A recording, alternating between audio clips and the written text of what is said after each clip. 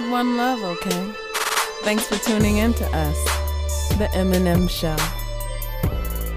MNM. MNM. Show. And welcome back to another super freshly baked, loving episode of the M&M Show, live at the One Love Massive headquarters.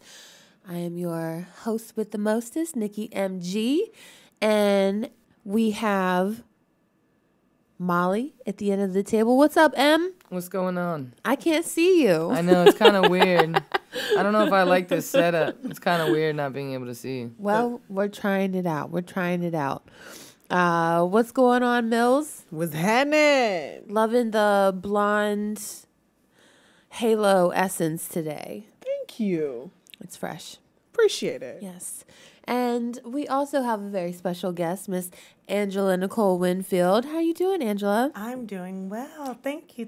How are you? I'm great. Thanks so much for coming on our show tonight. Hi, ladies. How are you? Thanks for having me. Yes. So, we like to start off the show just modeling good behavior when you have conversation with people is to check in and see how everyone is actually doing. Because we're going to talk about some important, crazy shit going on in America, So before we dive into those conversations, just take a pulse and see how we're doing. So, what's been going on with you this past week, Angela? Well, this week has been an absolute whirlwind for me. I am on spring break. And instead of relaxing and studying, I've just been partying in D.C. like crazy. Hey. Where's some of the places you've been partying it up? Velvet Lounge, Marvin, a couple of cute little house sets, rolled by TG's, that old fossil. And then we went to 18th Street Lounge on Sunday, which was absolutely amazing. Classic. Sam the Man Burns was there? All the old heads were there. Oh, man. Keenan was there. Oh, man. Outside was jumping. Inside was jumping. The basement was jumping. It was just on fire. I love it. I'm still recovering. What's today? Tuesday. I should be good by tomorrow. That's awesome. Those are some really classic DC spots that you've been hitting up. I love it. Good stuff. You used to be able to find me at the 18th Street Lounge at least 3 nights a week. I mean, that was church. Great place to dance, man. Yeah, it dancing. feels good. Exactly. Mills, how was your week? My week has been amazing. It's been crazy working on this Women's Holistic Health Summit happening this Saturday, crossing all the T's and dotting all the I's. My nephew turned 1 today, and man, time flies. My son turned 5 last week, so it's like,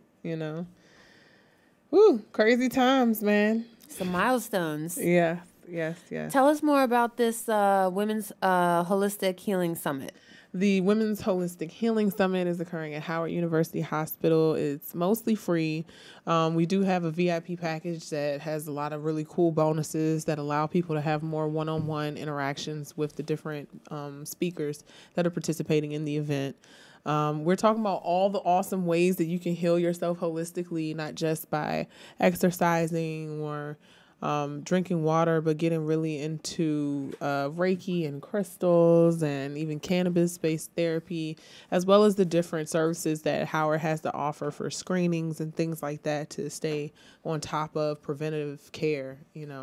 I'm really excited about this event, especially because it's focused on women, and when it comes to issues of women's health, we're just largely mismedicated or over-medicated and misdiagnosed, I should say. And a lot of change. I'm a first person example of how much healing you can find just by changing the way you eat and changing the way you think. So I'm excited. That's what's up. Where can people find more information about the summit? www.womensholistichealingsummit.com. Yes, the website is the event, Women's Holistic Healing Summit.com. It's free. Reserve your ticket online. Find out all about all the speakers that we have, all the workshops that we have, the seminars, and how you can be a part of this awesome event. Awesome. Thanks for sharing. Yes, yes. That sounds great. Queen Molly, What up? what's been going on with your week? What's new? You know, just lots of work, trying to make some progress. You know, the usual. You know, running shit. Trying, you know. Yeah. That's it? Yeah, you know. That's it. Well, cool. I'm happy to be here. I've had a good week myself. I'm finally kind of getting back into my routine, my swing of work, of campaigning, of baby preparations. I had been traveling a lot the past 3 months, and so it just feels really good to be home and grounded in the District of Columbia once again. So I want to talk a little bit more about what I'm calling the Queen routine. And actually, the Women's Holistic Healing Summit is part of what inspired me to talk about this more, but also because Angela is on the show, and you're someone who is very queenly and very much into self-care and, It's my life. you know, very dignified. And so I want to know what each of our queen routines is, because we're all queens and we all have different habits that keep us positive and healthy and moving forward, right? So what are some elements of your queen routine, Angela? Well, you know, just to piggyback on what you were saying, just making sure that I'm eating right, drinking water, exercising. Hot yoga is a huge part of my life. I've been to Hot Yoga Capitol Hill twice since I've been here, and I've only been back for 4 days. Mm-hmm. It is a thing that keeps me grounded. It keeps me positive. It keeps me focused. It's the one time of day that is just for me. No cell phone, nothing's ringing. It's really quiet, and I can focus on myself and really just walk myself through my own goals individually and the goals that I have for my family. Also with that, I like to dance. Dancing is a form of therapy for me. So if I'm having like a bad day or a bad time and I just want to like let it all go, just leave it on the dance floor. Like, who cares if you get all sweaty and your wig is coming off? Just like, just dance it out. I also get a lot of sleep. I've made sleep a priority. It's one of the most underused tools of productivity because if you don't get enough sleep, it's like going to work and doing your daily tasks with a hangover. So you got to get in the bed. I don't care what kind of deadlines you got going on. Lay it down. Yeah. And just get up early. I get up at 5 a.m. now. Woo! I love it. That's super early. What's going on at 5 a.m. anywhere? Nothing. It's so quiet, and that is the best part about it. Like, the only thing going on is, like, the birds are chirping. Like, even all the people that are on the street are somewhere. Yeah. They're asleep. They're on their way home. They're leaving for work. It's not the hustle and bustle. So I get to have that quiet time in the morning. Sometimes I just like lay in the bed. Sometimes I scroll Facebook and Instagram. Sometimes I'm studying. It really depends. I just like having that thing. Being grounded physically also means getting a lot of outside time. So sometimes I will get up and I'll go outside and just walk around in the grass and let like the dew go all up through my toes. Grounded. I'm so mad at you right now because just listening to you describe like your regular life is why I have been trying to photograph you for like 2 years now and do a portrait. I can't wait. I cannot wait. We If we are can get gonna it make done it by happen. Thursday. Because I'm going to be up at 5, so why don't we just get up at 5:30? Oh my God. Yes, man. The vision of the portrait that I have of you is in springtime. So that's a no. It's like we're not quite ready. We're not quite ready for the outside, but maybe there is an alternate vision that I can have for the inside. But really, I've been holding on to this vision that's outdoors. I'm going to go with it. It's got to be outdoors. I trust you completely. With your toes in the wet grass, you know, just like you were saying, in your natural queenly element. I'm not really sure if I could do that in D.C. Being home and having moved back home only a few months ago, my life is so different. And I think that part of it is because there's so much nature. I almost got attacked by a coyote wolf hybrid. What? I'm in Louisiana. What do you said want? coyote wolf hybrid? I didn't know which one it was. I don't know. Is that a real thing? Yeah, it's a real thing. Oh my God. It's like a liger. One wild dog just. It was 5:30. Oh my goodness. Well, I want to hear that story. We're going to come back to that, but I want to hear about J Mills and her queen routine. My queen routine.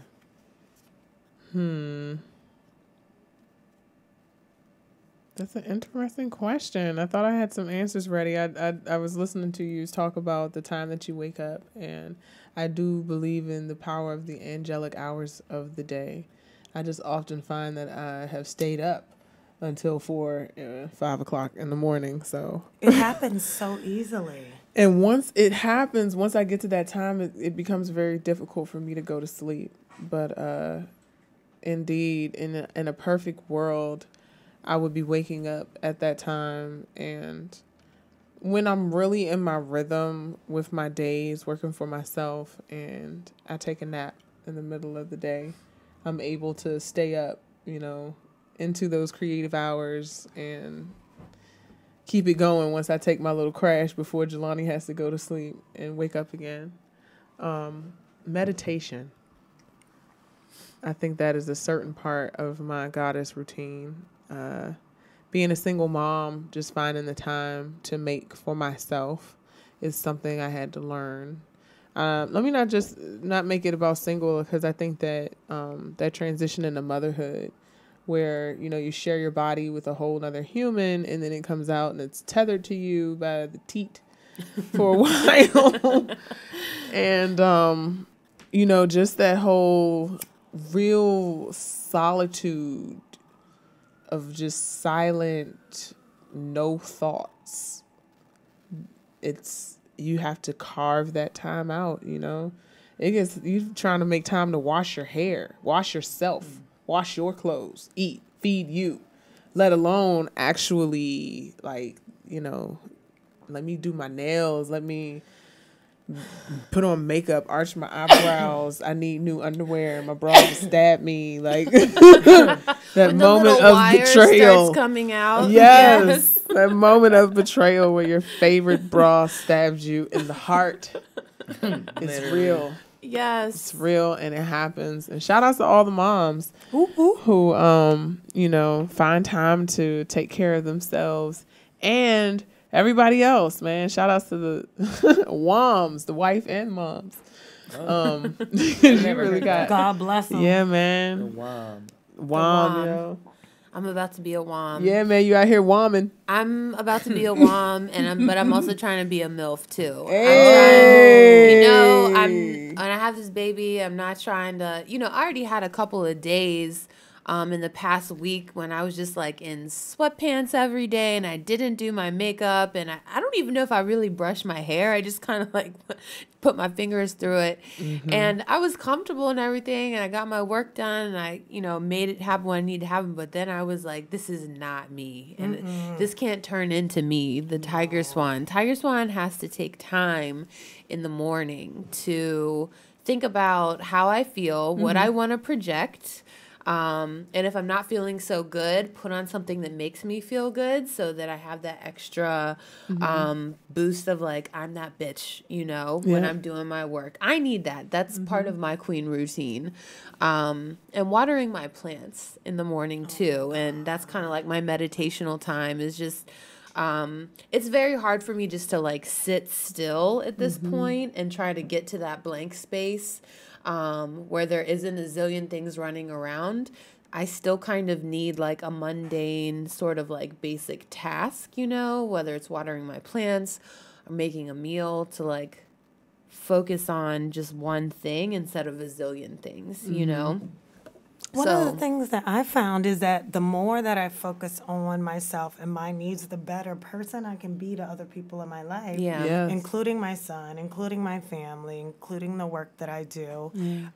Being an advocate, you know, sometimes you take on, you know, other people's pain and other people's mission, but there are those of us who are empowered to do that. Not everyone can verbalize. Not everyone can be, you know, on the street holding signs. You know, there's a lot of things that, unfortunately, we do have to, like, pull the masses in. And so that takes a certain amount of work. Sure does. And when you're doing that, you got to check in with you, too. Yeah. I learned that lesson very hard when I got burnt out from doing social justice work. I had to take 1.5 years off because I had not been making time for me. And so everything I had was just burnt out. And I got to a point where, like, I didn't like anyone. I was like, this isn't me, you know, so I needed to take that time. I'm curious, Molly, I see you've rolled a beautiful joint over there. Yes, Is this part of your queen routine? You know, it most certainly is. It's funny you should say that. Yeah. Yeah, I'm big on tea and sleep and meditation. That's kind of my shit. And lots of baths, hot baths. Oh, I love it. Oh, Yes. I love a hot bath too. Yeah. And so does my mom. Yeah, that's why I was Oh, well. saying that about the bath as a mom, like that time Yeah, just sitting there. by yourself. This is why when in 5 to 6 years, when I have enough money, hopefully saved for a down payment for a home, the home will have a large, like, jacuzzi, jet tub, Yes. something or other I will have the Queen Supreme bathroom. Yep. This is essential, where I will be able to put my plants around it, and there's a window. Yes. I see it, and want a candles. skylight. Yes. Yes. Yes. I just want a big tub. Like, it doesn't have to have jets or any of that. Just one of those soaking tubs that you can sit in and then, like, the water comes up to your neck. That's really all I want in life. I need a garden. I love clawfoot tubs. Just want a big, soaking tub. Yeah. I'm a tall, big girl. Me like, too. I'm tall. How tall are you? I'm 5'8". I'm 5'8". I'm 5'10". I'm 5'10". Wow. Oh, that's Right. tall. So we need Tall a tub. lady. We some big women. This We fit in the need some tub. big tubs. One love massive. Well, For this real. is so I'm going to in 2 weekends. My 1 year wedding anniversary is happening. I know. Congratulations. And Work it, Diva. first year of marriage has been phenomenal. How's Chris? Chris 06, if you're watching, I love you. He's doing great. He's brilliant and just, you know, makes me smile and laugh all the time. I'm very blessed. But we're coming up on our 1 year anniversary, and we are going to spend that time in Baltimore at the 1840s Carrollton Inn. Shout out to them. Check them out. Google it, 1840s Carrollton Inn. Yo, their rooms have the best bathtubs ever, and that's why we're going there. We went there last year right after we got married, and the hot tub has like a golden swan head or duck head that's like spouting out, and then the little handles that you turn the water on are also like golden gilded ducks. It's the most swank thing you've ever seen, and Fancy. it's like textured wallpaper everywhere, and like big heavy. It's so swank and amazing. And Can you smoke there?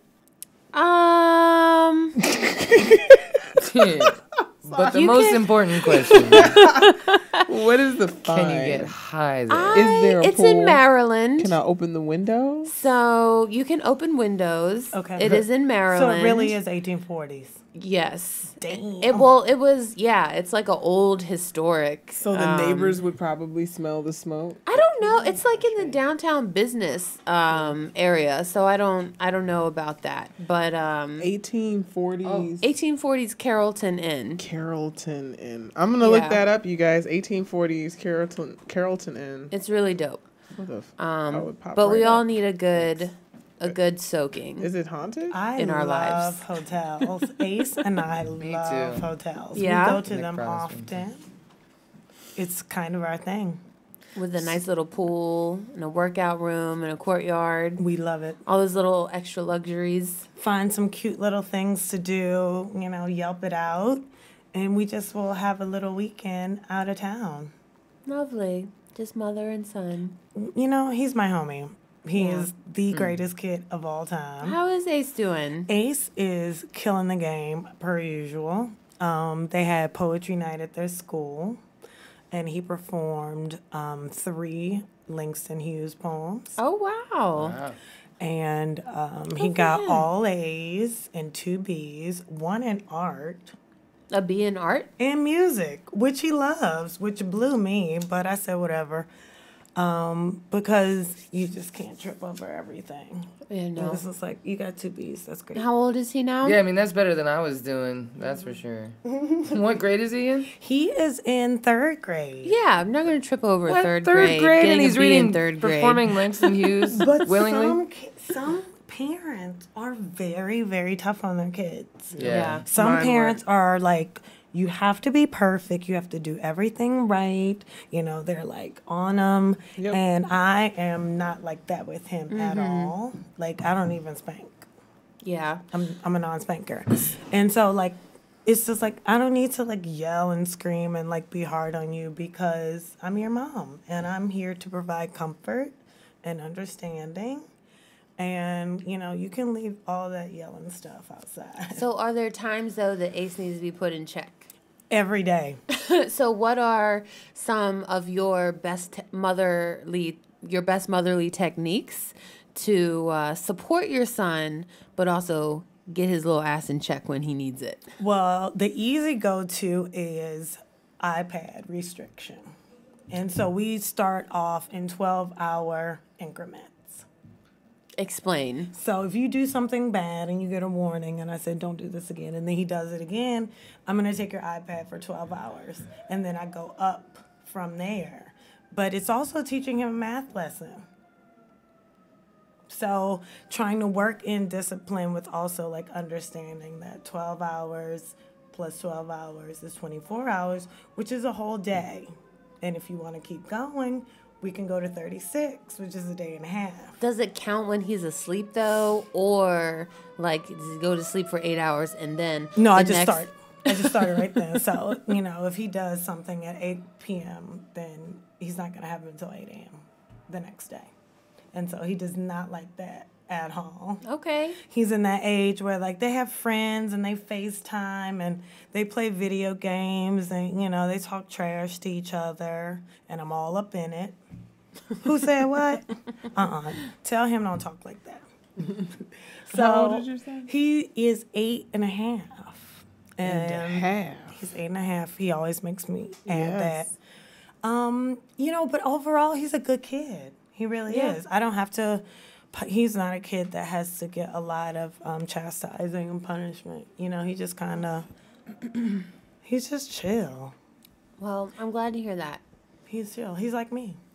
I'm glad to hear that because I've been having some conversations with different moms over the past couple of months as I'm preparing for motherhood too, and especially mothers with black sons have been talking to me about how at school they receive extra discipline. Yes, it's very true. I had that experience from the very beginning. With Ace, the first time that it happened, he was at a school that promoted itself as very diverse and inclusive. But I found my son being punished for a lot of things. And I was like, I actually believe that he's bored. He didn't go to school at all until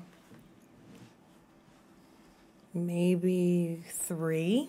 I was lucky enough, financially blessed enough to be able to be home with my son for 2.5 years, which has a lot to do with how he is, because he wasn't like snatched out of my womb and then like taken to someone else. I really got to have that like nurturing connection day in, day out, except when he got babysat. And I was just like, all right, it's time to fucking party. But with that being said, I know him so well from the thing that you were talking about, from sharing the womb. And like this connection is undeniable. So the child that you are telling me exists on paper is not my kid. He's not like this at all. And so I don't care what you say. He's not going on medicine. Ain't shit wrong with him. Something wrong with you. And I'm not one of those parents that's just going to listen to whatever a teacher said that don't know shit. You don't know more than me. About your child. Not about this one. No. Like, if you want to talk about, like, chemistry and biology, maybe something like that. But about this child, absolutely not. So I ended up taking him from that school, not in the middle of the year, but what they did was they moved him up a grade. And when he got moved up a grade, he really started to flourish. He really started to shine. Because he was bored in the He was, because he was home with me, going to all the places that I go and interacting with all the people that I'm interacting with. So he's like experiencing life through the eyes of a child in Washington, D.C. So you get to pick up different languages. You get to pick up different cultures. You get to pick up different foods. And so by that in itself, to say that, you know, he's just like completely unruly, it's like, this is the same child that was like going to Marvin with me for brunch. And saying like all of my friends like were covering and like everyone's like passing him around and like, oh, how's Ace? Like my rule was like, well, if Ace can't come, I probably shouldn't be there. But I would still go out. I still went out to places, you know, with him, art shows and whatever. And he was never a kid to, like, run up on things and, like, break them and do all this. So when I did take him out of that school and put him in a different school that really encouraged him academically, I haven't had any problems. Like, not one. Yeah. That's good to hear. That's good to hear. So, like, listen to yourself. Listen to your intuition. You know, if you feel like whatever kind of academic development is happening, you know how your child has developed from 0 to 4, 0 to 3. And so if all of a sudden they're saying, oh, something is wrong with him, there's nothing wrong with him. Yeah. There's something wrong with this system of how they judge children's behavior. Yeah.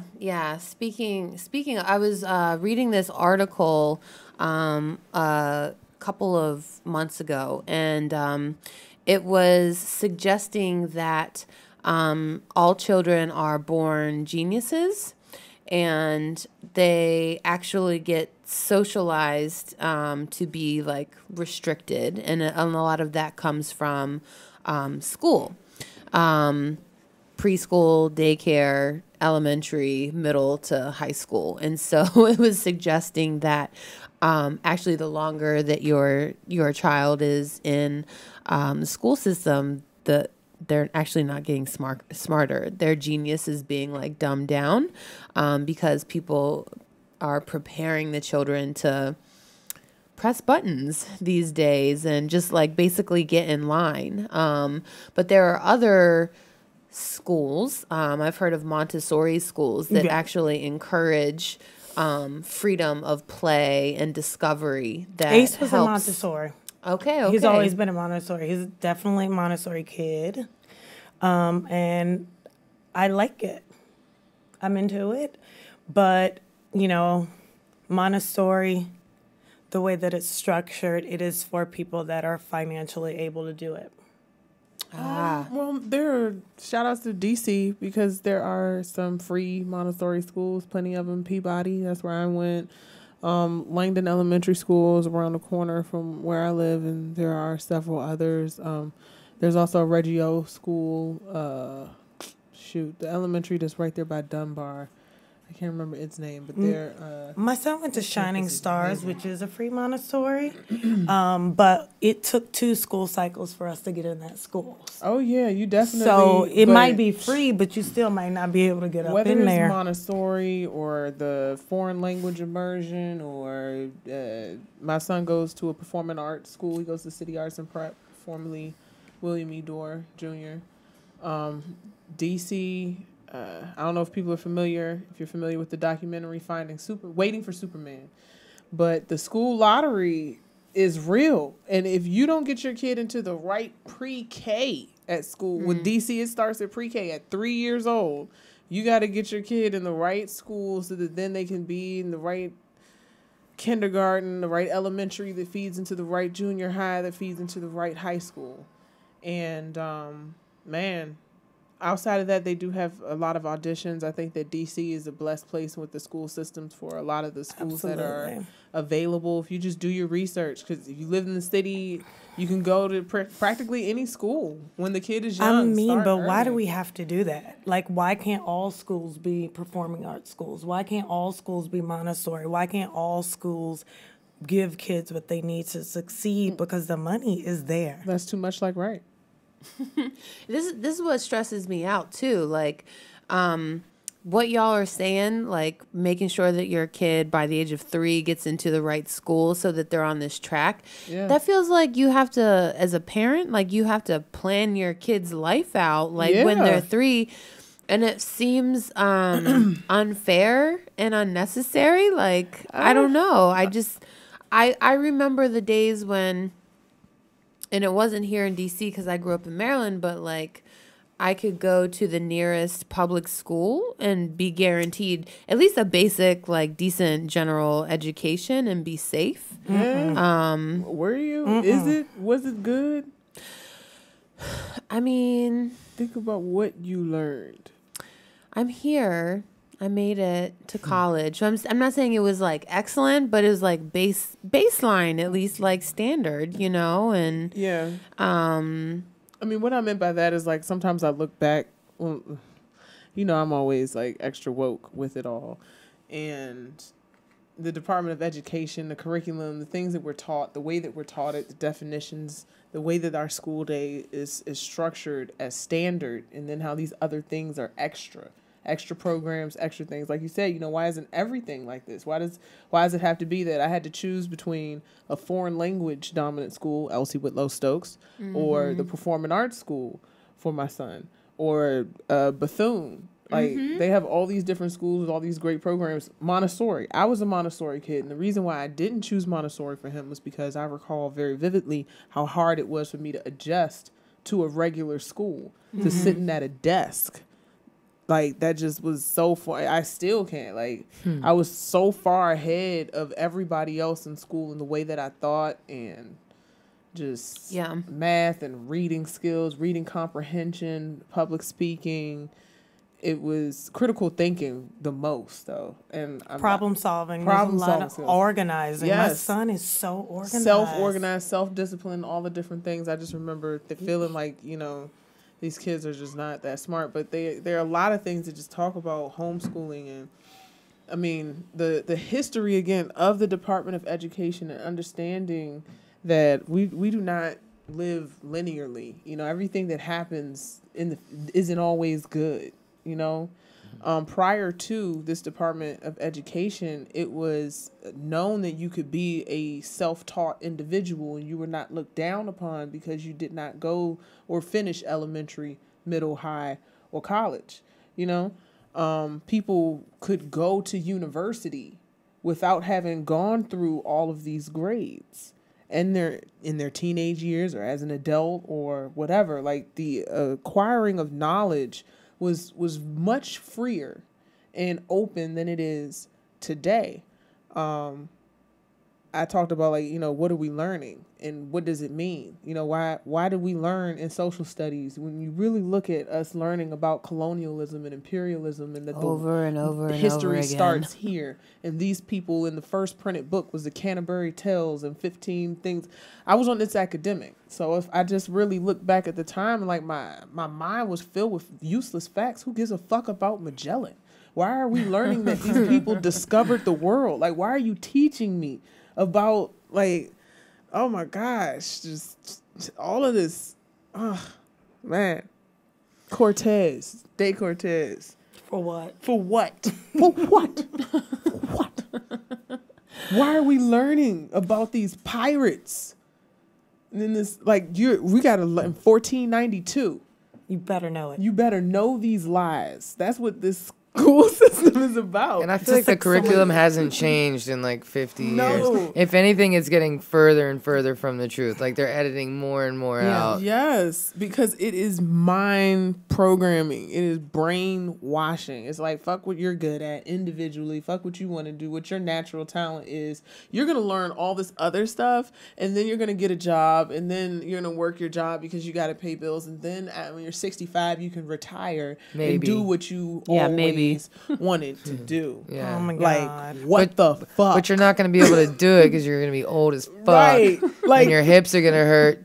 And you're not going to have any money for Social Security. Right. How is this going okay? to be alone. So your big adventure is like walking to the grocery store. Crazy. If you can walk. Crazy. This used to be like the land of milk and honey, and the streets are paved with gold. It never was that. And It make never was with that. the American dream, whatever you want to do, be it. Now it's no. Fuck your dreams. Fuck what you're good at. Go to school. Work. Get good grades. Yeah. Learn what they want you to learn. Memorize that shit. Yeah, don't buck the system. Don't Just get in line. Don't ask no questions. Just get in line. Get in line.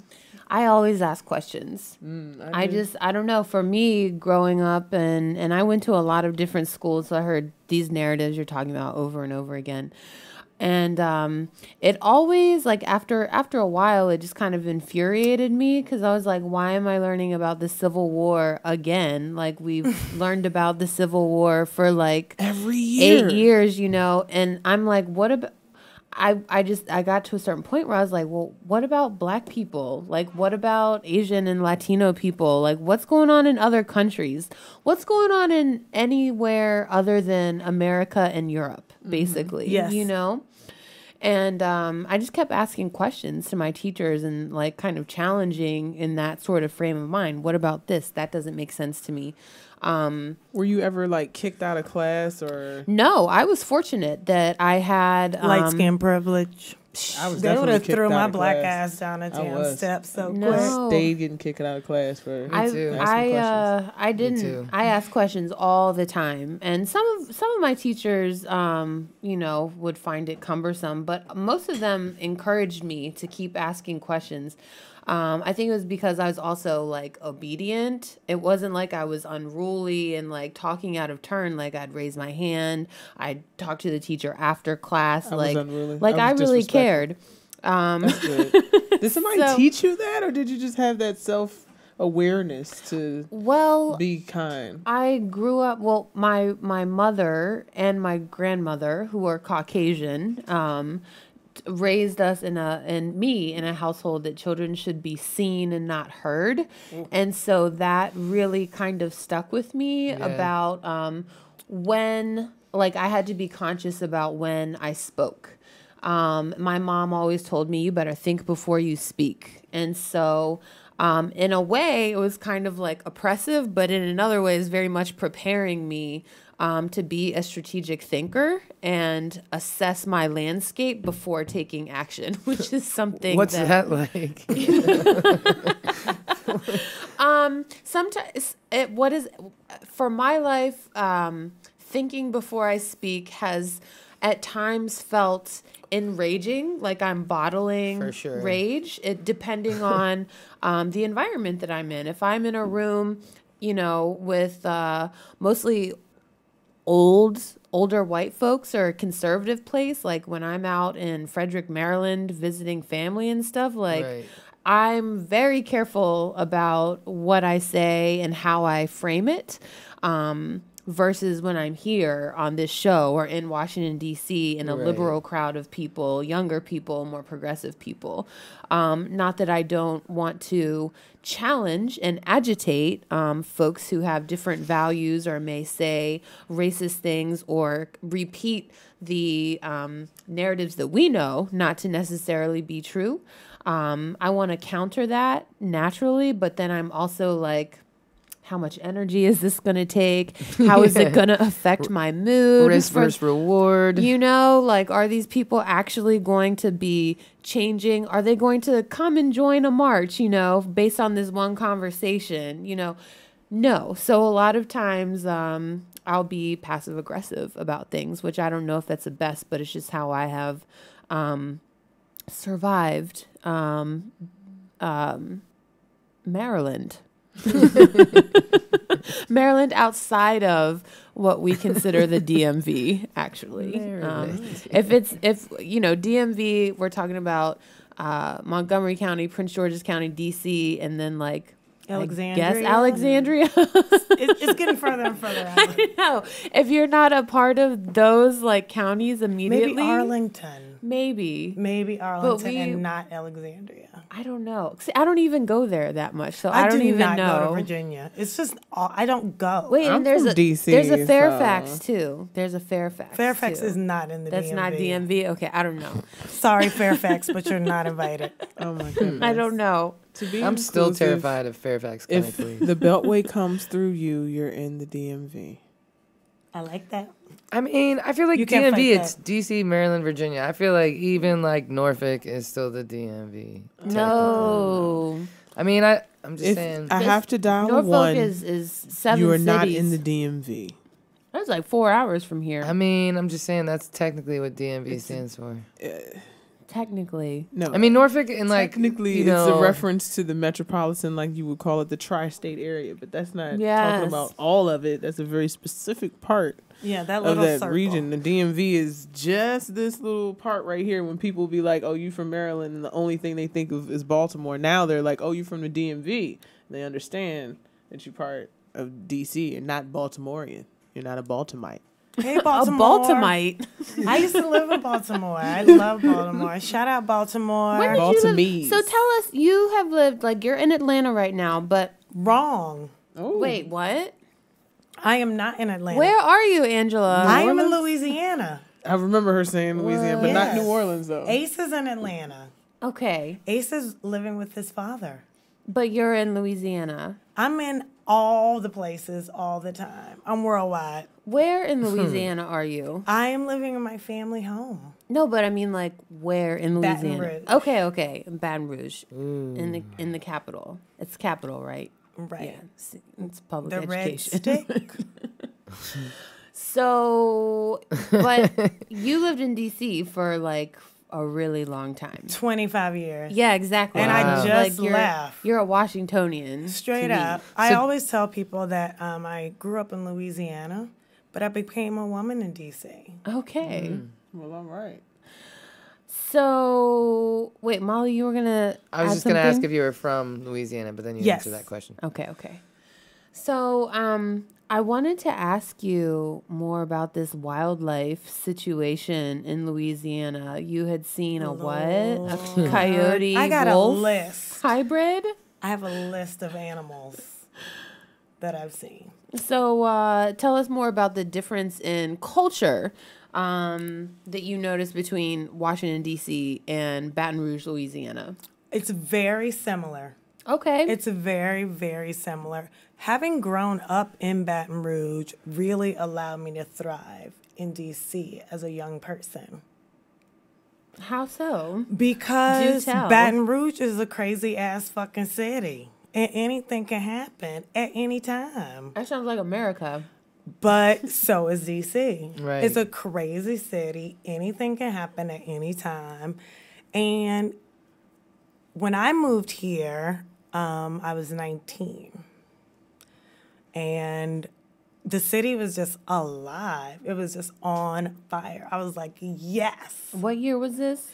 This was 1999. Okay. No. Yes, 1999. And it was just like the best place in the world. Like people like dream of a place to live. I always wanted to live in DC. Me too. I always wanted to. I was like, this is the most powerful place in the world, and I want to be here. Proximity to power is very important. Mm-hmm. And so you can take that how you want it. But having lived here and left home at kind of an early age. Like, when I think about it, I'm like, what the fuck was I thinking? Like, I just left. I did the same thing. I was like, I'm out, and I'm leaving tomorrow. 18 in 2 months. You're out. And I never went back. Sometimes you gotta do what you gotta do. I'm back. Do what you gotta do, son. Yeah. So, you know, it's cool. The queen is back. Queen is back. And you're here, you're in Louisiana taking some special kind of classes where you're one of the only women, correct? Yes. Tell us about that. I am at LSU, Louisiana State University, and I'm getting a degree in environmental engineering. Hey. Right. So I am going back to college at 40. Well, all right. And I'm doing something totally new, totally revolutionary, and I'm gonna like create my own utopia that is real, because I can build shit. What are you gonna build? I'm gonna build whatever I want because I'm gonna be an engineer. Yeah. I can build a house, I can build an apartment building, I can build a condo, I can build a parking garage, I can build whatever I want. And so one of the things that we will never be able to have more of is land. And so when people are thinking about their future and what kind of future they want to have, they need to be thinking primarily about land, because we're not getting any more of that. And so if you have your land, are you going to put a house on it? Is it going to be a farm? How many people can live there? Are you going to stay there forever? Are you going to build more? What do you want to do with your little piece of the world? How do we get land, though? Leave DC. Number one. Oh, that is something on a lot of people's Because I plates. left DC, I'm able to think of myself and humanity in a larger space because I actually have the mental capacity to think about something other than rent. Oh my God. All of that Talk about space, it. What is this sorcery you speak of? you know. Not worry about rent. And so, like, every day when I get up, I always think of the three things that I'm grateful for. And one of the things that I find myself coming back to is I'm grateful for my grandparents. I'm grateful that they built this house and it was paid for, and there was this land, and it was always going to be there for whoever wanted to come back to it whenever they wanted to come back for whatever reason. And it's not like, you know, this, you know, I'm not living, you know, like the freaking Waltons. It's not like that. Nobody is. But when we... I don't even know who they are. So. The owners of Walmart. Oh, Right. yeah. So when No. I was a kid, it was like kind of on the outskirts of town. But since I've been gone, my little corner is jumping. We got everything over that bitch. There's a mall now. There's like a bus line. We got Buffalo Wild Wings, a Staples. There's an Anthropology over there. It's like gentrified as fuck. And so now I don't have to like go into town to do things. It's time. You have a piece of Black-owned land. Mm-hmm. That's beautiful. And I hope to have that one day too. Right. And so I want to do more than hope to have that. I want to work towards getting that and like understanding that if I'm going to do my thing in America, this is how it has to be done. There's really no other way. Yeah. But is there hope of owning property in D.C.? No, the if you are federal not government rich? owns every, you know, bit of dirt in this whole joint. You never own the land when you own property in D.C. No. So what are we going to do, ladies? Leave D.C.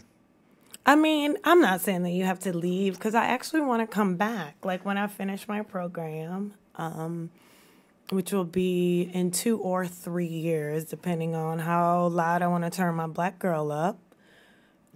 It could be done if I buckle down, which I've been doing. I got a 3.0 my first semester. Hey. Congratulations. Thank you. I just had midterms. Some engineering. Woo! And so I'm shooting for a 4.0. That's the Nice. goal, because when I get that done, then I can get the free money coming in.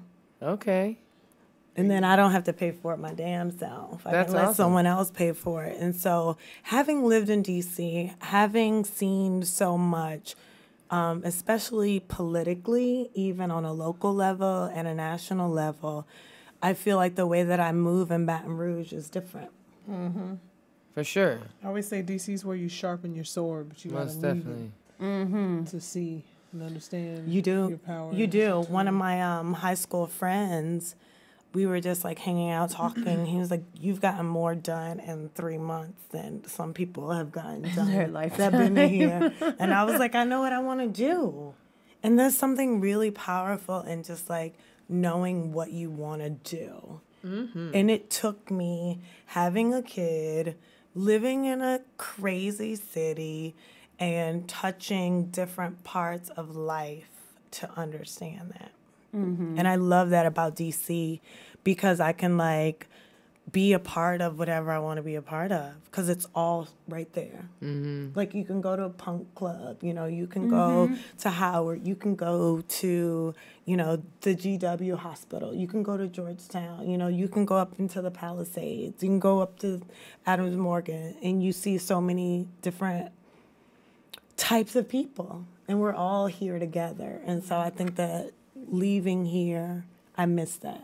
Yeah, that is one of the things I love about DC the most, and one of the reasons why I always wanted to move here and be here. Again, because I knew it was a place where powerful people were and important things were happening, and two, because of that, the amount of diversity, and I just wanted to be around like different people and cultures. Because coming from Western Maryland, you know, it's very homogenous. And so I just crave like learning and being around different types of people and cultures and languages. And, you know, that is part of the beauty of this city. It's a really great city. I love what you said about sharpening your skills. Absolutely. DC is the... Yep, definitely where you sharpen your sword. Sure. And it's interesting what you were saying about buying land and whatnot. I was thinking about some things I learned when I was 14 working as like an intern with this real estate agent. Rest in peace, Valerie Green.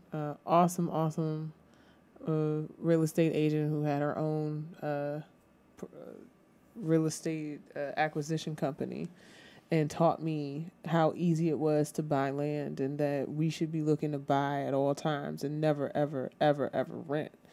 And my mother also was big on that.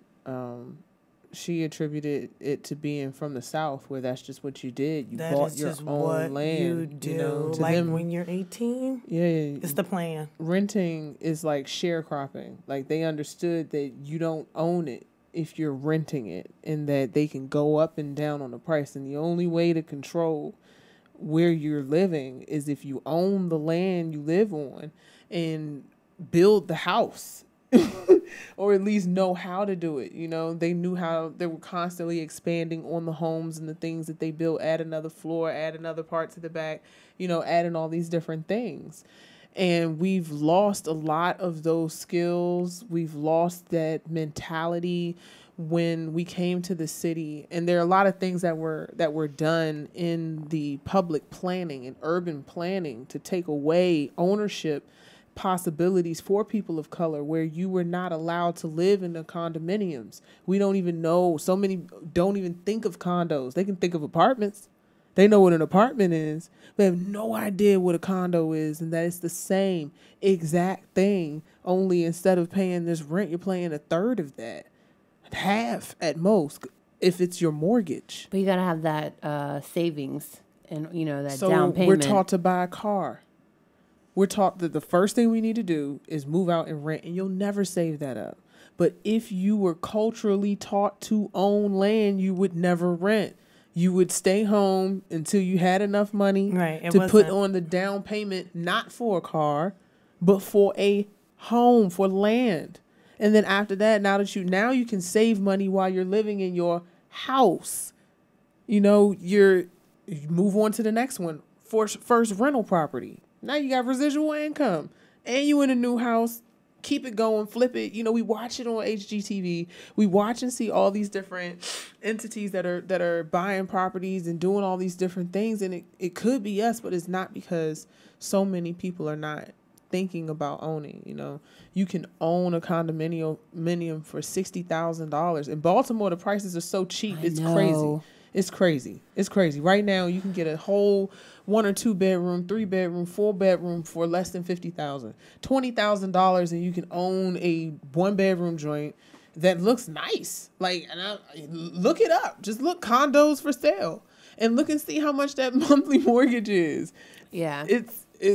But again, it's a mentality. It's sacrificing. It's choosing. It's deciding what it is that you want to do, and knowing, just how to kind of work the system for yourself and not let it work you. Yeah. Yeah. Speaking of not letting the system work you, but us working the system, ladies, what are we going to do about this gun violence in the United States, especially in our schools? We have 2 mothers here, soon to be 3. And Molly, I know that you have folks that you love, nieces, nephews, family, going to school. And For sure. what are we going to do about this shit? Right now, the National Rifle Association seems to be wielding just way too much power with their money in politics, as they always have. But, we can't get any kind of even basic legislation passed to reform the age that someone can get a gun, to restrict the type of assault weapons that a regular person can get. And we've got, 800 solidarity marches, I think, around the world.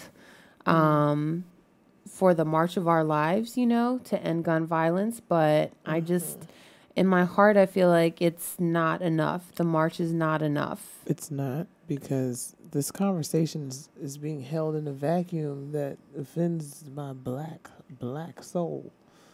As if we have not marched about gun violence against us that's perpetuated against police. My thoughts about that, when we talk about the schools, we talk about police, we talk about everything, is either everybody gets a gun or nobody gets a gun. And you're going to have this argument and find out that it's absolutely ridiculous to say that everybody should have a gun, right? That's crazy. But everybody can right now. There's an 8-year-old getting a gun. People are taught to shoot at 12 easily in my family, who's from Texas and Georgia. People shoot at young ages with high-powered rifles all the time. That shit is common. It's common. What are we talking about here? As just as easily as there are young black boys that shoot guns and buy guns that they can get on the street. Guns don't kill people. People kill people, and we live in a society that's based on pirates. Why do we even have the Second Amendment in the first place? Because you stole this land, so you needed guns, because they were coming for that ass to get it. You needed guns to protect the land that never belonged to you in the first place. So, are we going to have a real conversation about guns and who has them and why we feel like we need them, and we're going to keep tap dancing around the elephant in the room and make this some ridiculous argument that once held in the vacuum can never rise, because it's not real? You want no guns? Let's talk about it. No guns. Let's talk about countries that have no guns, where the police don't have guns. Because maybe, just maybe, if we really had everybody come to this consensus, then there would truly be a shift in the paradigm. Yeah. Yeah, I think a couple of things. It was on Facebook today, and terrible because I'm forgetting the media source that it was from. But I read a statistic that in the United States, for every 100 people, there's 101 guns. So there's a gun per person in this nation, plus some. And that in Japan and England, there's basically no gun violence, because they don't allow people to have guns. And the people that do have guns have to go through a year-long process, basically, of screening and different tests and training. Whereas like here in the United States, like you could buy a gun in like a matter of 5 minutes, depending on where you go. And so I don't know. I'm curious. I mean, I personally think that we shouldn't have any guns. I kind of feel like if you want to kill me, you need to come up and stick me. Like, give me a fighting chance. You know what I mean? Like, Death with honor. You know? Yeah. Bring that shit back. Well, you know, and a lot of people, like, I just think severely underestimate, like, the reality of a situation. Like, so you're protecting yourself. Someone comes in your house, like, do you, like, you're really cool with killing somebody? Like, even if they were coming for you. Yeah. Like, Yes. like, I'm not. Like, No. I'm not, like, I don't feel that my life is more valuable than someone else's, you know? And regardless of whether or not they're coming at me, like, that's going to fuck with me. You know what I mean? There's no real winning there. If, like, nobody had guns, it would just be a lot better. You know what I mean? Like, it's just not so simple as, like, oh, yeah, just stab him, protect yourself. Like, you know, everything comes with a consequence, you know? Energy is energy. And so, like, it's yeah, all these people who just think that they need guns in order to protect themselves. It's like, you know. Yeah. I'm 42, I haven't needed one yet. You know what I mean? Like, I don't want a gun. I have no desire to have one. For what? I don't want to do that. I think that we should take all the guns off the market. Mm-hmm. And, you know, that's my position. I don't think anyone needs to have one. I don't think that we need to keep this kind of like barbaric society that we live in. Like, we could have a totally different society, a better society in every way if we wanted one. And the only reason that we don't have one is because people with power and money are controlling it. And they want to so, keep their money. You know, they want to keep talking about, oh, we got to protect. You're not protecting anyone. Mm-hmm. There's nothing to protect. Like, we have to lose this war mentality. That's why we're in like 87 wars right now as we speak. Like we never stop. Children have been murdered in like since 2012, like children in schools from mass shootings. Just like, man, I'm here for the paradigm shift, man. It's all about life. It's literally about life and death and the personification of those cultures. It's not about color or class or creed or ethnicity. It's about a very interesting moral definition of what it is to truly be human. Are we good or nah? You know, nah. Right now it feels like nah. At the same time, it feels like there's a rise of yes. I do. People who are like, nah. Like how we're having this conversation right now. Like, fuck that. Nobody needs a gun. I don't think so. Like, you just don't. It should not be that easy to take a human life. Yeah. No. It should not. It shouldn't cost a penny for what it takes to end a life. Bullets should cost, like Chris Rock had a point. If bullets cost $1,000 a pop, right, you would feel differently about shooting them. But wouldn't be no stray people getting shot. Never. They walk up to you like, bow, nigga, $1,000 a bullet. I'm gonna make sure. You know, we don't value life at all. And, you know, I don't know, man. It's not to say that, you know, violence, like, we really have to look at humans and, you know, that's why I say it's bigger than black and white. Because, I mean, we're the Genghis Khan and we've been killing Mayans. They was decapitating. Like, we've done some pretty bad things. Aztecs. It's wilding. Yeah, a lot of cultures have done a lot of bad things, but I tell you without guns. Here in D.C., like, there's a gun ban. I know that people still find a way to have guns. I don't agree with gun bans at all. I think that all it does is set up for criminal praise. Right. Yeah, like, but in D.C., we used to be the murder capital. Wait, you can't have a gun in D.C. at all? There's legally a gun ban here. Not anymore. I think what is it, a shotgun that you can have? I know they did kind of lift it a little bit. We need to find out. Yeah. But I know that, or I was told that so in the fight for statehood, for DC to have autonomy, control its own budget, not have to get approval from Congress for the laws that we pass, et cetera, that we were right there and almost actually were granted statehood, but it was under the condition that DC repealed its gun ban. And we, at the time, we said no, like we're not going to get rid of the gun ban because we're not going to go back to being a murder capital, and hence we still don't have statehood. I think it's ridiculous to think that a ban on guns stops it from being a murder capital. Yeah, but we're not the murder capital anymore. But that has nothing to do with the ban on guns. That has to do with removal of crack from the streets. I say that because, like, when you take the guns, law-abiding citizens buy guns legally. Criminals do not buy guns legally. Banning guns will not stop criminals. It will kind of just cause it to go up because now they assume if you're a law-abiding citizen, you don't have a gun.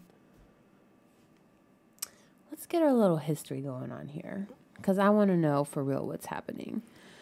Well, I would like to add that part of the reason that I'm for a full gun ban is that children kill so many people with guns. Yeah. And so the reality of the situation is that, like, toddlers kill more people than, like, some wars that we've been in.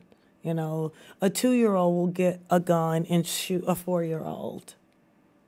Mm-hmm. Or shoot themselves, or shoot their parents, or, you know, they just don't know because sometimes when I watch cartoons with my son, I'm kind of like, the programming starts early. Mm-hmm. The shoot 'em up, bang, bang. Mm-hmm. The fascination with, everything being weaponized and the fascination with war games. It starts so early for girls and boys, the sword fighting, or I'm going to stab you, I'm going to beat you up, I'm going to kick your butt. Like, all of that is just so natural on TV that it's kind of sickening. Yeah, I mean, I don't know. Again, I know that I'm influenced by my upbringing. I think about growing up and spending my summers in Houston and whatnot. And as things were really crazy in the early 90s and whatnot in D.C., my cousins talking about, how it is. My mom talking with family members about how it just couldn't get that but so bad. And that's not to say nothing because, Third Ward, shout outs to Houston, H-Town. It's not like there's no violence there. But I always joke about, like, how Southern hospitality exists because they have weapons the way they do. So you're extra nice and you're extra courteous and you speak. And when you make eye contact, you're polite because you don't want there to be a mistake and somebody to accidentally get offended because everybody, every grandmother, mother, son, uncle, cousin, ain't no running up on somebody and disrespecting them or trying to rob them because you think, You gotta pay homage to everyone that you see. In their car, on their person, concealed. You have in grandma bag, she got the pistol. Don't mess with nobody, and crime is not as high. It's not as rampant. You're not that peace that you get from down there that, man, when you up north, you see it, you feel it being gone. It's so interesting. I mean, how do you feel with Louisiana and Baton Rouge and just like that culture of not DC? Well, in terms of, violence, the verdict just came down about Alton Sterling, who was killed on camera in Baton Rouge, was a huge source of division for the city.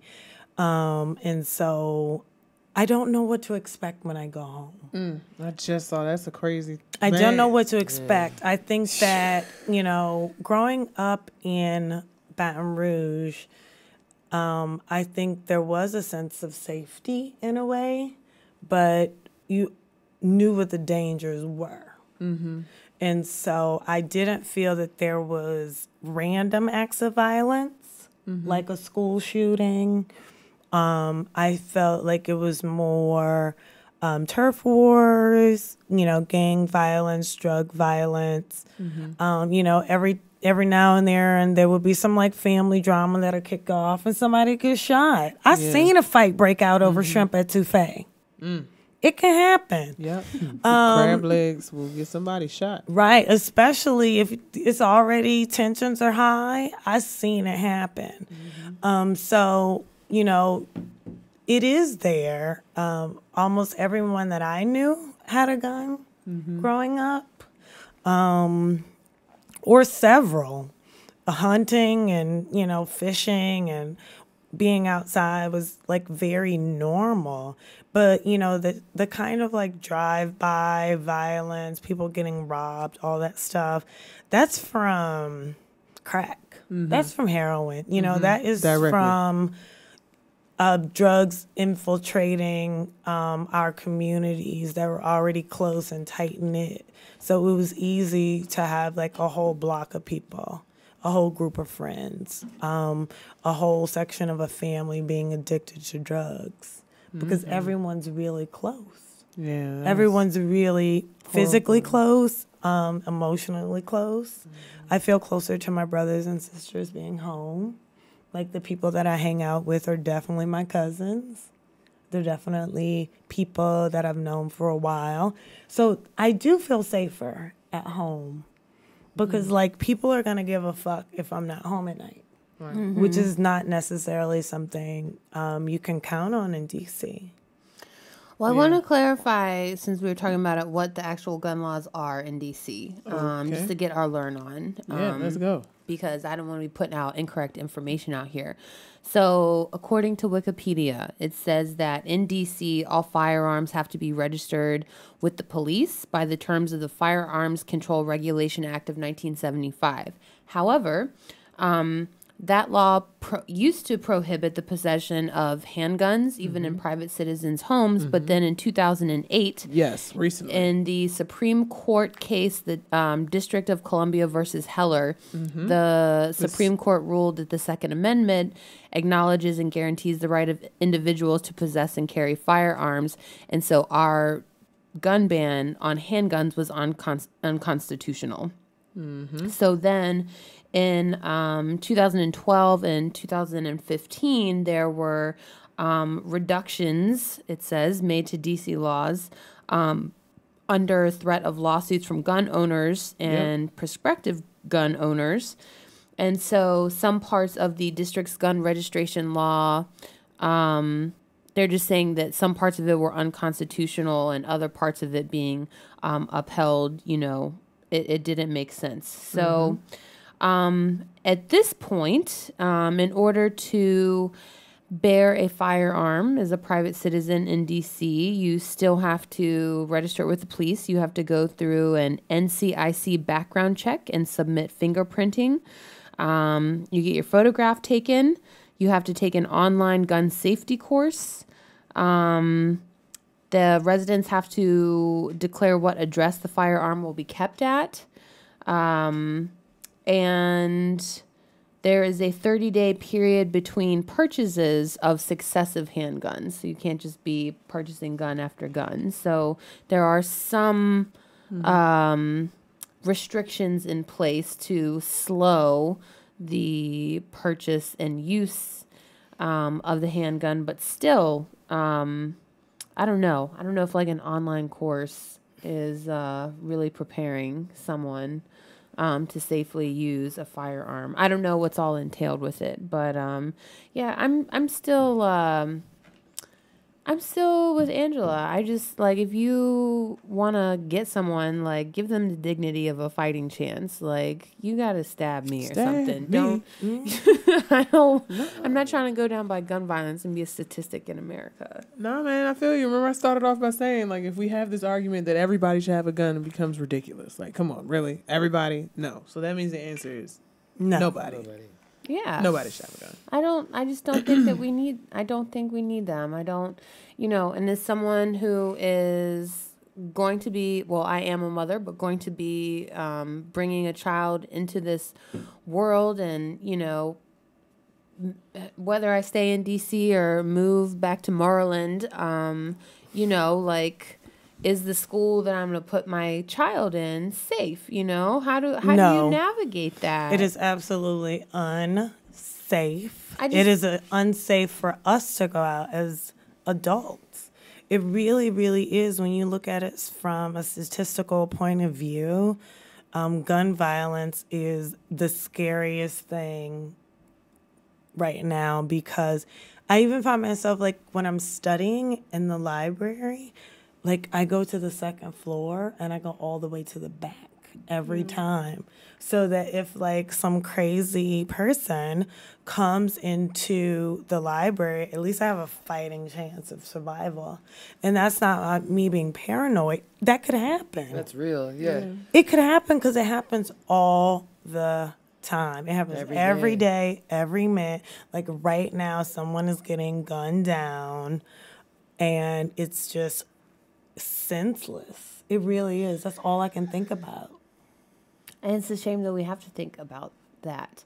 And also that a lot of people are desensitized because it is happening in this country so much. And because they force you to find out about everything that happens all the time, every day. Like, it's local news. It's pertinent to you right now. Like, it's not. But I'm going to find out about what happened any place. Yeah. Like, it's breaking news on all the channels, and we're going to interrupt. And it's fear-mongering. It's like, such gaslighting. Really, you make it seem as if that's all that happened across the whole country. That's the best thing you can talk about today. I do think that there needs to be more positive stories on the news to balance what happens. But at the same time, we are in D.C. and, under the nose of the federal government. So we're hella woke about what happens nationally and internationally, I feel like, here. For sure. We also know that there are things that happen that it's all propaganda, There are,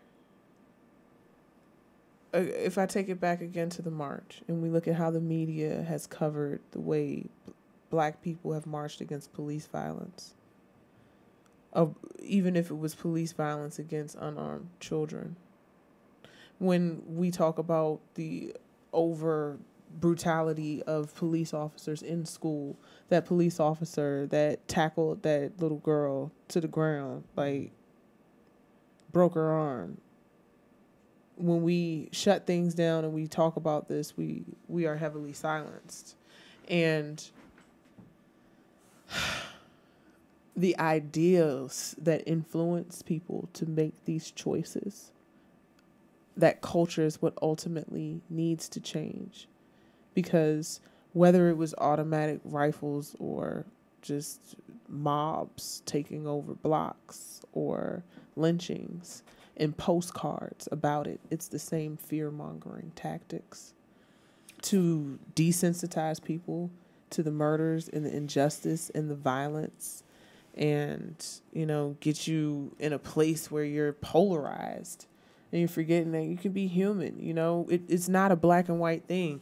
Will you or will you not kill somebody? It's hard to say that, but if my child was if there's something I could do, if pulling a trigger would save my kid's life, I'm pulling that trigger without a hesitation. Or if somebody I love is in direct danger and I have the ability to stop that, I probably will, But what kind of society do we live in? Right. How do we change the culture? I mean, that's a I real don't know reaction. why do jaguars, nature is violent. Like, no, sometimes it's things not. happen. People are violent. Americans are violent. That would be to say that violence didn't exist before us. There was not before always America. Guns. Guns No, are a they were not highly guns. Sometimes they were poison thing. darts. Whether it was a bullet going pew pew or a stick That's going, not the same. That's not the same. you're still dying. I'd rather take a poison dart. No, you can kill hundreds of people in a minute with a rifle.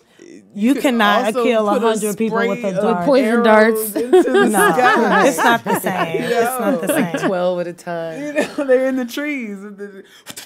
Well, I don't know. as creatives, as entrepreneurs, as mothers, as women, how do we take some steps to change the culture?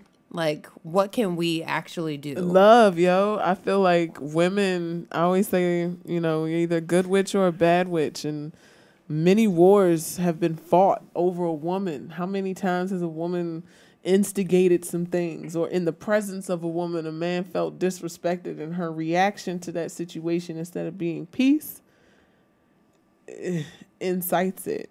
Now, when it comes to gun violence and stuff like that, like that's not really related. Like, what can we do? Oh my God, I don't know. I'm saying a lot because I cry and I pray because I have a black son, and I know that every time I see a story, it just rips me apart. You know, my brother was wrongfully arrested and they didn't enter him in properly. They left his car in the street, his stuff in the car. Like, we were terrified. We thought that he was robbed and killed somewhere. Like, we was just trying to find out where his body was going to be before we finally popped up in the system, you know. That's crazy. I even have my own story of like being caught up in the system, kept for 3 days for my smart ass mouth. So when I think about Sandra Bland, like that could have been me. Like, I have somebody that went to high school with me who was shot 4 times, 15. He lived. So literally the quote is, the news never cared because he lived. If he had died, maybe he'd have got the marches and they would have said something. It would have been such a tragedy, but it was a miracle and he survived. But I knew then and there that, oh yeah, there's no such thing as being safe. None. It ain't safe. It ain't safe. It ain't safe. Whether it's the police or whether it's the streets. When I was in elementary school, this girl was killed by a stray bullet that went through her window. And for years, I was terrified to sit by a window in D.C. Would not sit by a window. When I was a kid, ever. We left school. We had a little crew, you know, a little rat pack, a little crew. And we used to just get into dumb shit. Like, you know, what kids do. They run around. They buy chips. You know what I mean? They buy fruit punch. They have a dance off. Yeah, you know, you play dodgeball all day. Basketball. We buy chips. Right, you know, somebody chips. gets, you know, sand thrown in their eyes. So that's the whole thing. Get some water. You coming back outside? Okay. And so we were like rolling with our crew and we're like walking up the street, and I'll never forget, and we saw a car roll up on this dude and shoot out the car and skate off. And we like literally walked up to the body. I think I was 11. And I was like, I'm out of here. And we all left. We don't know whatever happened. You know, whether he lived or died, but like, it can happen like that. Yeah.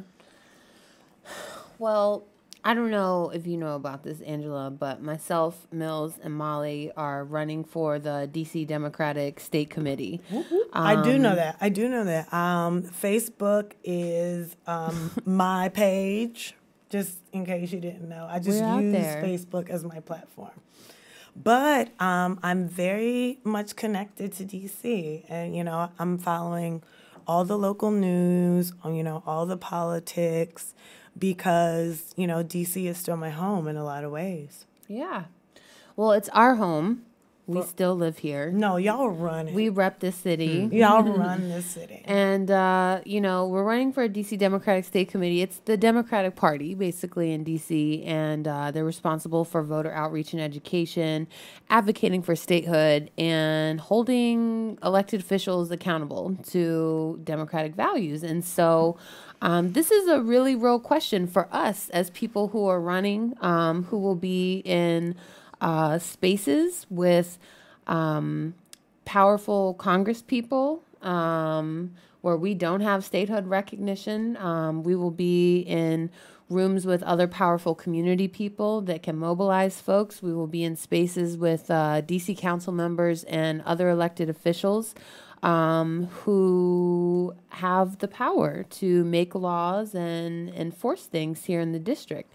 So, you know, this issue of gun violence in schools or in our communities, you know, we have to be voices that advocate and represent the interests and the public good for DC residents. And so, you know, I am definitely a proponent of a gun ban. I don't think that anyone needs that. I am interested in speaking with our whole slate about where our values lie on that and what consensus we can make collectively to take a stance on that and publish papers and repeat that message in Congress and with our council members, and get students involved in the voting process, because they're the ones with the most at stake. So yeah, I'm just curious what your ladies' thoughts are on what you want to do with your power. My power? That is Yes. There's no power. Yes. We haven't even, been elected yet. Doesn't matter. I'm whether we're elected or not, we can still get up in the room and be at the table. But we are getting elected. Facts. Well,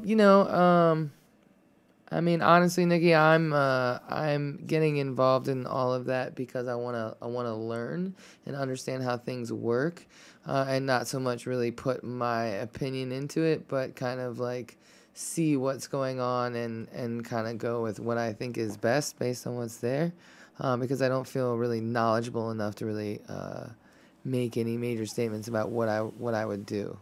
You want to assess the landscape. Yes, because it's all very new. I'm not new. I'm not hip to this political game at all in DC. So. Well, that's why you should be running, because people that are hip to the politics and the games and the scheming, we want some fresh energy, some fresh eyes, open perspective, and new energy up in the Democratic Party. For sure. For sure. What do you think, Jay Mills? I think that Molly rolled up some fire, first and foremost. Also, that in my position, I would like to really, really focus on educating the masses about local government and what each different role does, who is in these roles, and what they're responsible for. Really looking at the nuances of what people need and teaching them like who to direct that complaint to, exactly what office it is that you need to be calling, visiting, emailing, messaging, and whatnot. And just really making sure that we're activating all of the possible avenues that we have to create change. I entered in the running to fully, truly see, because I'm the type of person got to touch something to see if it's hot. It's a gift and a curse, but I got to learn. And as revolutionary as I am, as much of a historian as I am, as much as I get on my whole, we are civilized and have always been, and didn't have to find Western culture to be so. Also knowing that Western culture is completely imitating us. If you look at ancient Rome as it followed ancient Greece, as it followed ancient Egypt, which is a follower of ancient Nubia, and whatnot, like government, these ideas, it's not new. So the question then becomes, if the system isn't broken, then it must be the people in it that are just not doing it right. Maybe if different people were in the system, then it could work. So This idea.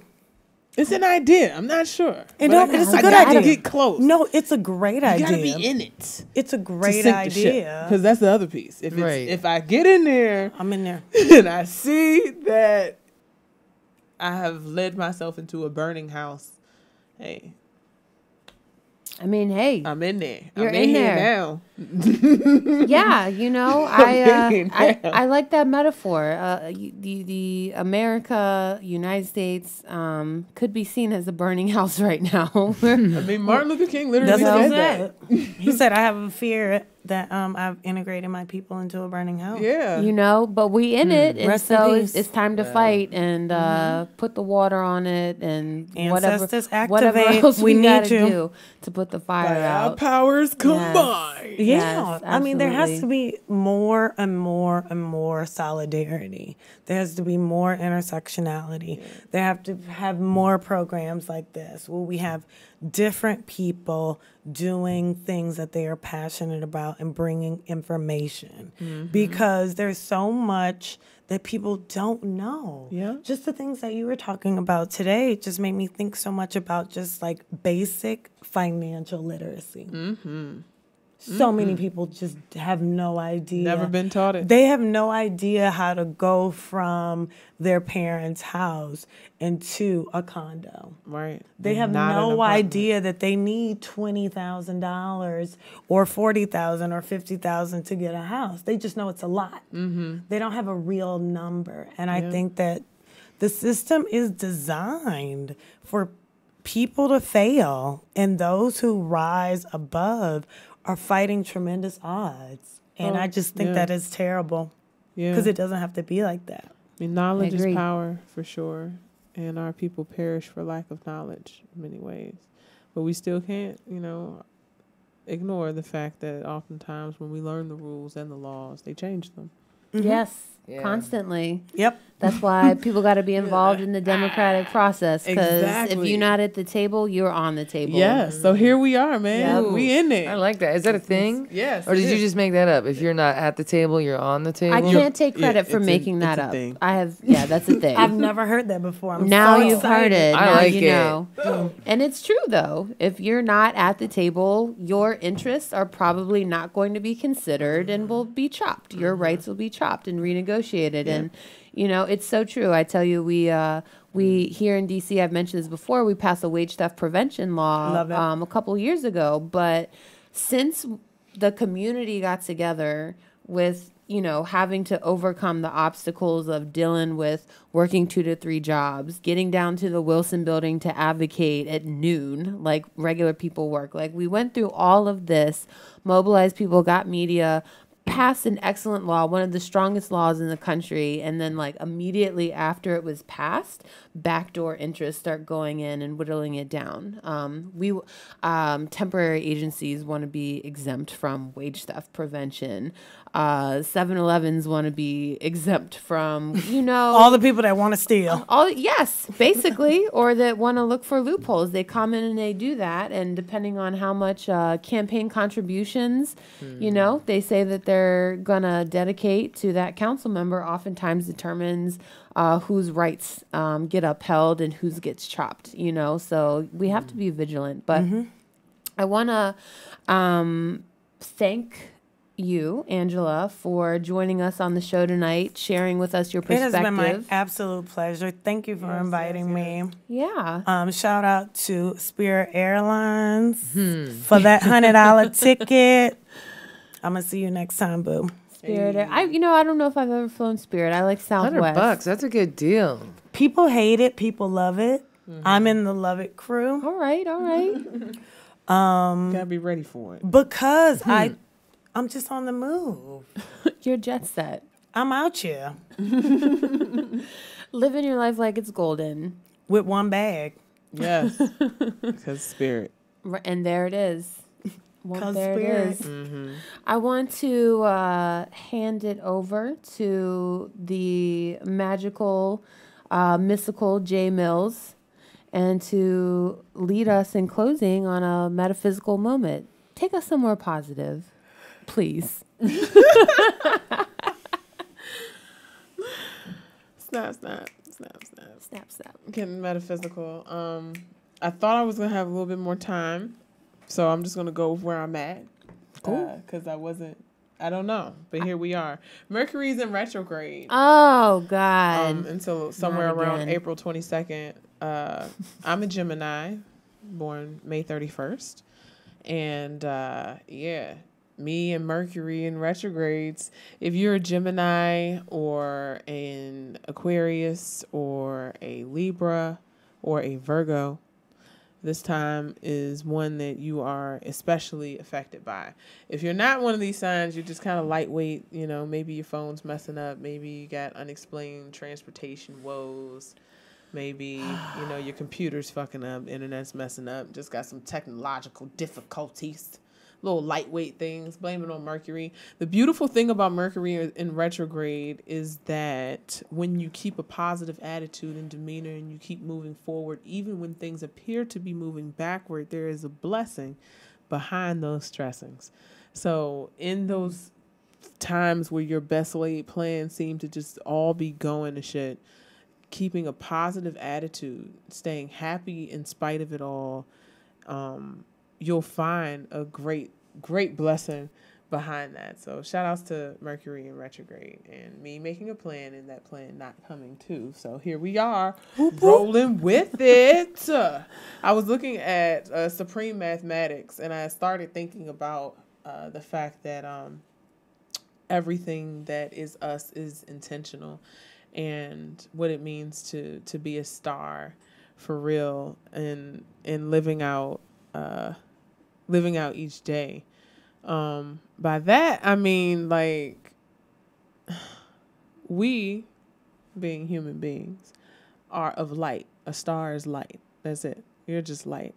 But to understand in this relative realm what that means, you got to understand darkness. And we forget sometimes that it's all relative.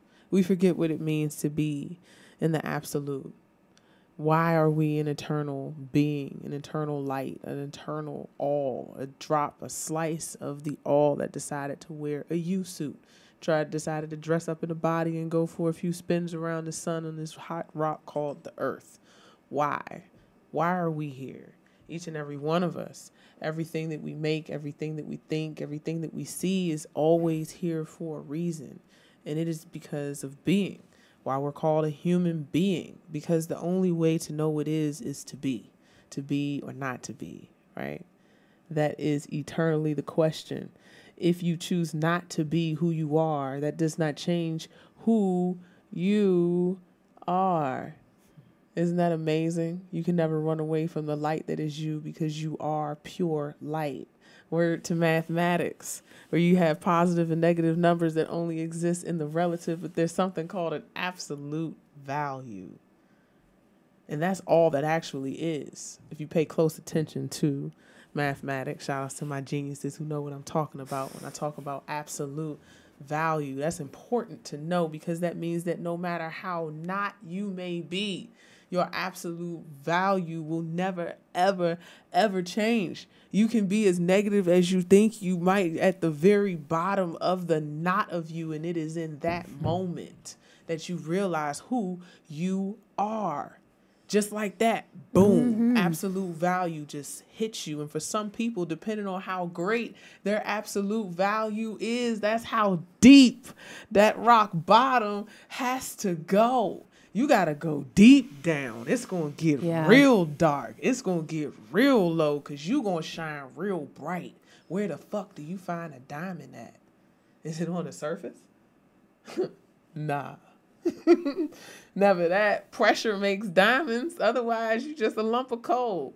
So, for those that are shining as these stars, as these carbon-based life forms that are literally star stuff, you are literally star stuff. You ever look at all the vitamins and minerals your body needs to live healthily at optimum efficiency? You are the earth and the stars, the mountains and the oceans. Just as this earth is 75% water, so are you. We are the universe personified.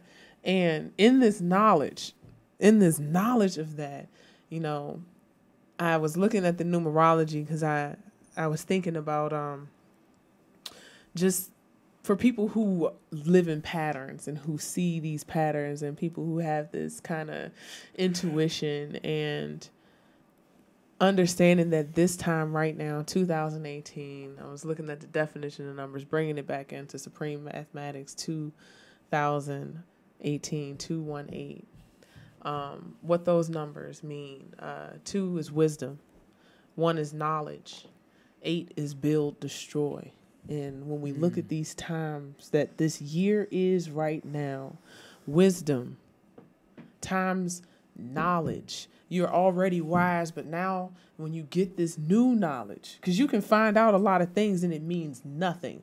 You ever later on realized that you learned something a long time ago, but it didn't even make sense until like so far later? You had to learn that shit again. We are wisdom, getting more knowledge of what build or destroy is one or the other right now. And that's what everything is, polarizingly obvious. Either it is helping you or it is hurting you. And all across our lives right now, it's very violent. Maybe if you've been living on the fence of things and not wanting to accept the choice of to be or not to be. You gonna be friends or nah? You gonna be great or nah? Like, now is the time. So I hope that for you who's hearing this message, you understand that now is the time. You've been waiting for a sign. This is the sign. Do it. Live it. Dream it. Be it. Get that shit. You know? Do it. It is yours. If you can dream it, you can have it. Let nothing and no one doubt you, man. Yes. What God has for you is for you. What the Most High has planned for you is for you. You are awesome.